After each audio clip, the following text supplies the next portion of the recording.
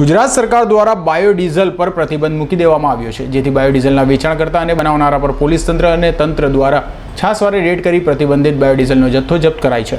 ત્યારે state monitoring સેલની team દ્વારા સુરતના માંડવી તાલુકાના કરંજ જીઆઈડીસીમાંથી 1.5 લાખ લીટર પ્રતિબંધિત બાયોડીઝલનો જથ્થો જપ્ત કરાયો છે।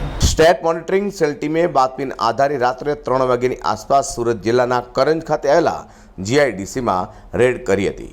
કરંજ જીઆઈડીસીમાં પડેલી રેડમાં 5 જેટલા મોટા ટેન્કરમાંથી કેમિકલ ઝડપી લેવામાં આવ્યું હતું। મોડી રાત્રેથી શરૂ થયેલી કાર્યવાહીમાં અધિકારીઓ અને કર્મચારીઓ જોડાયા છે।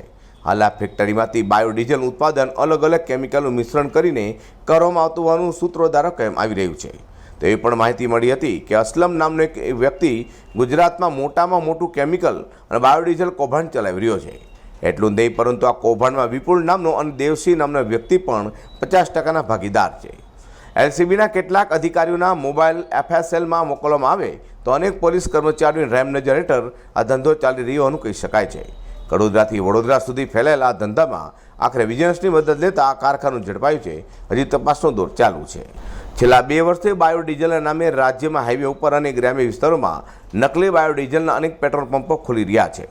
તો અનેક લોકો ઘરે બેઠા કેરબામાં નકલી બાયોડીઝલનું વેચાણ કરી તો નેટવર્ક પણ ચલાવવા લાગ્યા છે।